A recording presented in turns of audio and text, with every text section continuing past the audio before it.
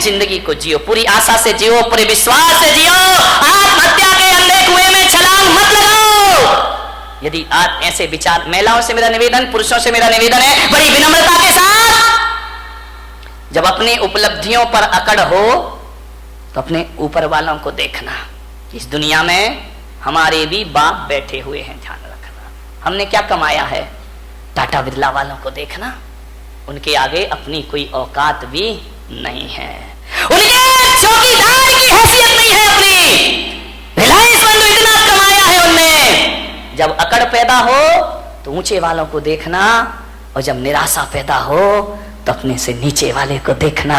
जिंदगी तुम्हारी आनंद में परिवर्तित हो जाएगी। मेरे पास इतना है, ईश्वर ने इतना दिया है। ऐसे भी लोग हैं जिनके पास 4 छत, 4 दीवार और 1 छत भी मौजूद नहीं है। ध्यान रखिए, मान्यवर, सोचना है। भौतिक असफलताएं और भौतिक सफलताएं, जब भौतिक सफलताएं आदमी को जीवन दे नहीं सकती हैं तो भौतिक असफलताओं को जीवन लेने का कोई अधिकार भी नहीं हुआ करता है। मान्यवर, जीवन को जियो, पूरी जिंदा दिली के साथ जियो, हर हाल में जियो। जैसा भी जीवन आए, ध्यान रखना।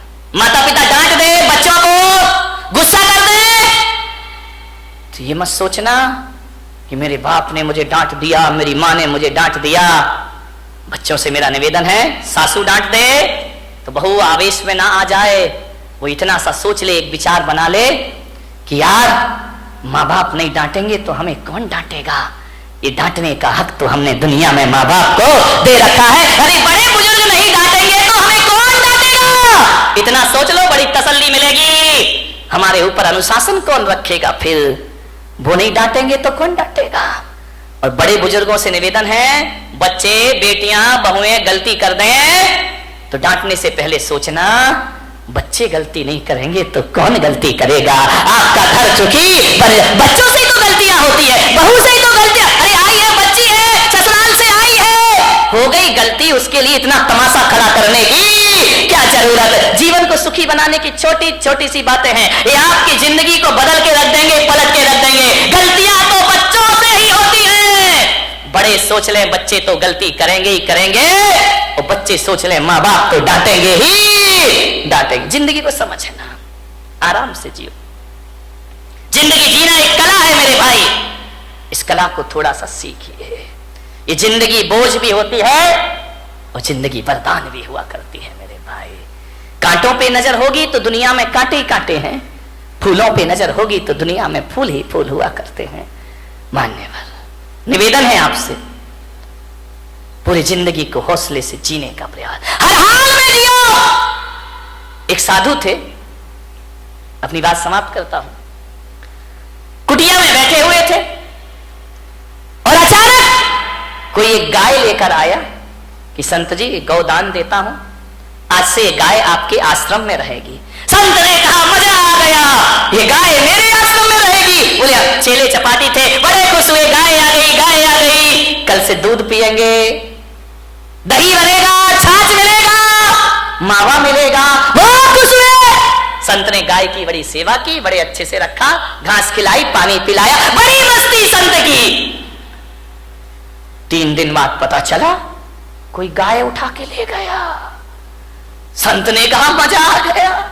अरे चेलों ने कहा बाबा जी पागल हो गए क्या, गाय आई थी तब तो मजा आया था, ये चली गई तो अब गाय का। अरे बोले बड़ा मजा आ गया, बड़ी जिंदगी आनंद में हो गई। अरे बोले संत जी पागल, दिमाग खराब तो। अरे बेटा नाचो, गाय गई, गाय गई। अरे बोले अब दूध कहां मिलेगा, मावा कहां मिलेगा, छाछ कहां मिलेगा।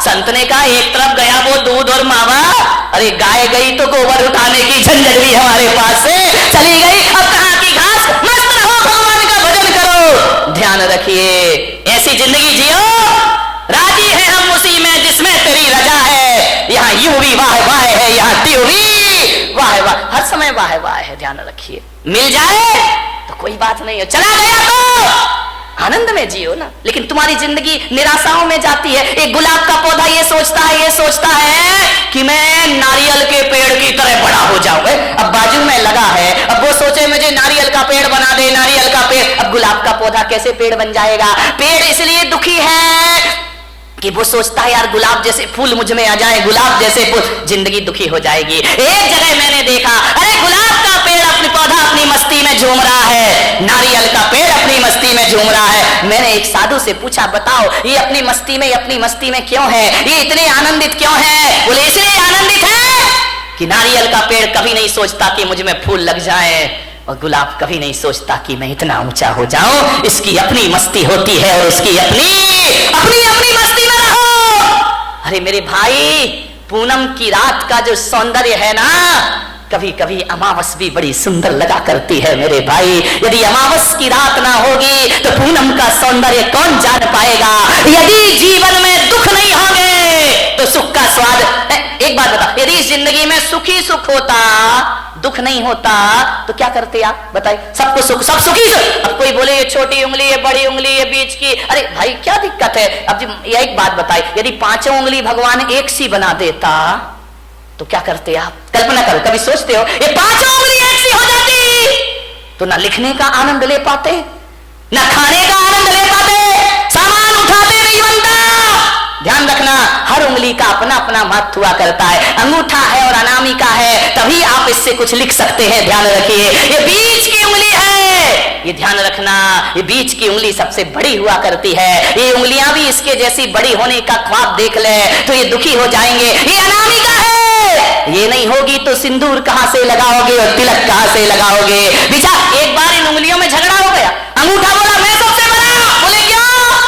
बोले देखो मैं सब। बात तो देखो, ये अंगूठा है, दिखाई दे रहा है ये अंगूठा, लेकिन ऐसा बदकिस्मत है कि अंगूठा ये है, अंगूठी ये पहनती है। ध्यान, इसके पास नहीं आती अंगूठी, इसके पास आती। ये चार अंगूठी पहनती है, अंगूठा अंगूठी दिखाते रह जाया करता है, उस पर आभूषण ही नहीं आते हैं। बोले मैं सबसे बड़ा।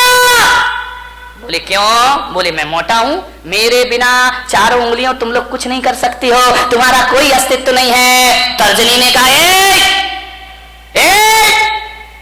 इसका मतलब मैं नहीं होंगी तो तुम दिखाओगे किसे? ये तो दूसरों पे उठती उंगली, अपने पे तो उठती नहीं है। बोले दूसरों पे उंगलियां उठाने की जरूरत पड़ेगी, मैं तैयार खड़ी हूं। बड़ी ने कहा मैं सबसे बड़ी हूं। अनामिका ने कहा चल, काय की सबसे बड़ी है, मैं नहीं होंगी तो तेरा कोई अस्तित्व नहीं बचे। छोटी वाली चुपचाप खड़ी थी। बोली बहन तू भी कुछ बोल ले। बोले मैं काय को बोलूं, मैं तो सबसे बड़ी हूं। अरे बोली छुटकी ज्यादा बोल रही है, इतनी सी तो है तो कह रही सबसे बड़ी हूं। बोले तू क्या करती है? अंगूठा ने कहा मैं साइन करता हूं, अंगूठा लगाता हूं। तू क्या साइन करेगा? तर्जनी ने कहा मैं नहीं होंगी तो पेन कहां से पकड़ लेगा? तो बीच वाली ने बोली चले, तेरे में ताकत तो मेरे से आया करती है। चिंगली ने कहा देखो, छोटी वाली ने, मेरे पास कुछ नहीं है, मैं सबसे छोटी हूं, लेकिन मैं इतना जानती हूं, मैं सबसे बड़ी हूं, मैं सबसे बड़ी हूं। बोले छोटी हो के अपने को बड़ी क्यों कह रही है? बोले इसलिए कि जब जब भगवान को प्रणाम किया जाता है मैं सबसे आगे खड़ी रहती हूं और तुम सब मेरे पीछे खड़े। ध्यान रखिए, प्रणाम करोगे तो छोटी वाली, जो झुकना जानता, जो प्रणाम करता, वो सबसे बड़ा हुआ करता। किसी से क्षमा मांगो, देखो लड़ने में तो तर्जनी तुम तैयार रहती हो, लेकिन जब माफी मांगी जाती है तो मैं सबसे आगे खड़ी रहा कर। सबका आनंद है अपना अपना। सब उंगलियां एक सी हो जाएं तो जीने का मजा क्या बचेगा मेरे भाई? ये छोटे बड़े नहीं रहेंगे तो जिंदगी कैसे चलेगी? इस दुनिया में क्षत्रिय की भी जरूरत है, इस दुनिया में ब्राह्मण की भी जरूरत है, इस दुनिया में वैश्य की भी जरूरत है, और इस दुनिया में शूद्र की भी। शूद्र नहीं होंगे ना, 3 दिन हड़ताल करने जीना मुश्किल हो जाएगा मेरे भाई, ध्यान रखिए। सबका अपना महत्व है, अपने अपने में राजी हो जाओ। राजी है हम उसी में जिसमें तेरी रजा है। यहाँ त्यों भी वाह वाह है। यहाँ कबीर का झोपड़ा एक दिन बेश्या के कोठे के सामने बना दिया गया। बेश्या को बड़ी परेशानी हुई, कबीर को कोई परेशानी नहीं थी। संतों को क्या परेशानी? परेशानी तो संतों से दुनिया को है।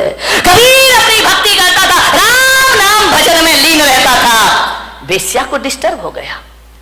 रोज बेश्या के कोठे में ढोलक बजती, तबले पर थाप पड़ती, घुंघरुओं की आवाज आती, और जब घुंघरुओं की आवाज और ढोलक की थाप पड़ती, कबीर उस संगीत में अपने राम का भजन किया करता, भगवान का स्मरण। बड़ा आनंद है मुझे जीवन में। लेकिन जैसे ही कबीर भजन गाता तो ये दीवाने मतवाले लोग बेश्या के कोठे में जाते और कबीर का भजन सुनते, कबीर के पास जाकर बैठ जाते। अरे बेस्या ने कहा, ये कबीर तो मेरा धंधा चौपट कर देगा। जे लोग आते हैं वासना के लिए, ये साधना में लगा देता है। बोले ये तो मेरी दुकानदारी पूरी बंद कर देगा। बेस्या ने कहा, इसका झोपड़ा हटाओ यहां से, अपना धंधा बंद हो जाएगा। लोग कबीर के पास जाते हैं, शरीर को नश्वर समझने लगते हैं, भोगों को नश्वर समझने लगते हैं। और ये आदमी भोगों को नश्वर समझेगा तो मेरा तो खाना खराब हो जाएगा। बेस्या ने अपने यारों से कहा कि जा, आज रात को कबीर का झोपड़े में आग लगा दो, जला दो रात को। रात हुई, बेस्या के यार गए, कबीर के झोपड़े में आग लगा दी। घास फूस का झोपड़ा धू धू करके जलने लगा। कबीर ने देखा, वाह, अभी तो ये झोपड़ा तू कितना चाहता है मेरा राम, मुझे कितना प्यार करता है, क्योंकि जब ये झोपड़ा था ना तब तुझे दिक्कत होती थी मुझे देखने में। अब झोपड़ा हटा दिया, आओ अपन सामने से दीदार करेंगे। बीच की दीवार खत्म हो गई, मजा आ गया, हरि भजन करने लगा, जल गया झोपड़ा। बोले लोग हवन यज्ञ करते हैं तो आहुतियां डालते हैं, अरे मेरे राम जी तुमने तो मेरा झोपड़ा ही आहुति में डाल दिया, मजा आ गया। अब खुल के आकाश को देखेंगे, चांद सितारों का सौंदर्य देखेंगे। बहुत खुश हुआ कबीर। बात बदल गई। किस्मत को बदलने में ध्यान रखना, 100 साल में किस्मत जरूर बदलती है, ध्यान रखना। ऐसा कोई नहीं जिसकी किस्मत ना बदलती हो, जरूर बदलेगी किस्मत। आज है कल नहीं रहेगा, आज कुछ नहीं है कल सब कुछ होगा, ध्यान रखिए। हवा का एक झोंका आया और कबीर के झोपड़े की आग बेस्या के कोठे तक पहुंच गई। और उस आग ने पर्दे जलाना शुरू कर दिए, पर्दे जल रहे हैं, साजबाज जलने लगे, ढोलक फट गई, हारमोनियम जल गया। बेस्या उठी, ये क्या हो गया, मेरे कोठे में आग लग गई, मेरी जिंदगी भर की कमाई सब मिट्टी में मिल गई। बहुत परेशान हुई बेस्या, कोई बुझाने वाला नहीं उस रात को उसके कोठे की आग। सवेरे तक कोठा जल जल के धुआं हो गया। दौड़ी दौड़ी गई कबीर के पास, कबीर कबीर कबीर। कबीर तो भगवान की राम धुन में लगे हुए हैं। अरे कबीर उठो, देखो ये क्या हो गया है। कबीर भगवान के भजन में ले, वाह मेरा हरि, मेरा परमात्मा, मेरे राम, बड़ी कृपा है, बड़ी मेहरबानी है तुम्हारी। बेस्या ने कहा, कबीर तेरे तो आगे पीछे कोई नहीं है, तू तो साधु अक्खड़ पक्कड़ है, मेरी तो जिंदगी भर की कमाई धू धू करके जल गई कबीर, मैं बर्बाद हो गई। कबीर ने आंखें खोली, क्या हुआ बेस्या, देख कबीर मेरा कोठा जल रहा है, धू धू करके राख हो रहा है मेरा कोठा, बचा ले कबीर बचा ले। कबीर ने कहा, इसमें मैं क्या कर सकता हूं। बोले कबीर मुझे माफ कर, मैं प्रायश्चित चाहती। अरे किस बात का प्रायश्चित। बोले तेरा कोठा जलवाया था मैंने, किससे, मेरे यारों से। तो कबीर ने कहा मैं क्या करूं, तू मेरी अपराधीन है ही नहीं, तेरे यार ने मेरा झोपड़ा जला दिया, मेरे यार ने तेरा कोठा जला दिया। ये तो दो यारों की लड़ाई है, तेरी मेरी तो कोई बात है ही नहीं, ना तेरी गलती ना मेरी गलती। तेरे यार ने मेरा झोपड़ा जलाया तो मेरे यार ने तेरा कोठा, ये दो यारों की लड़ाई है। अब देख बेस्या किसका यार दमदार है, देख मेरा यार दमदार है या तेरे यार। जो कल यार तेरे साथ घूमा करते थे तेरे लोग, आज एक भी तेरे पास नहीं है, और आज झोपड़ा जलने के बाद मेरा हरि मेरे पास हमेशा से मौजूद है। ध्यान रखिए बारामती वालों, यारी करो तो ऐसी करो जिसका यार दमदार हो, उससे दोस्ती करो मेरे भाई। ऐसे यारों से क्या दोस्ती करना, जिंदगी में आनंद में जियो। सूरत में एक मेरे भक्त ओम प्रकाश बाबूजी अब इस दुनिया में नहीं है, मैं भीलवाड़ा में कहीं था, रात पता चला कि उनकी फैक्ट्री में आग लग गई, धू धू करके फैक्ट्री जल गई। मेरे पास, मेरे स्टाफ के पास फोन आए कि बाबूजी की झोपड़ी, बुरी मिल जल गई है कपड़ों की। वो जिन शरणम के अध्यक्ष थे उस समय, बाबूजी की फोन पर स्पीकर खोल के बात हुई। मैंने कहा बाबूजी ये जो मिल जल गई आपकी, कहां है आप। बोले कहां हूं, सामने खड़ा हूं, मील जल रही है कपड़े की, आप कुछ नहीं कर रहे, क्या करना महाराज? कर भी क्या सकता हूं? मैं तो बुझा नहीं सकता। बुझाने वाले अपना काम कर रहे हैं, मैं अपना काम कर रहा हूं। मैंने कहा क्या हुआ? कुछ नहीं महाराज, चिंता मत करो, आपका हाथ हमारे सिर पर है, ऐसी 10 मील फिर खड़ी करने की मैं ताकत रखा करता हूं। वो आदमी कमजोर नहीं पड़ा, वो शख्सियत कमजोर नहीं पड़ी, हौसले हैं महाराज। आपका शिष्य इतना कमजोर नहीं है, 2 मील क्या ऐसी और भी चल जाए तो भी मेरे मन में कोई फर्क पड़ने वाला नहीं है।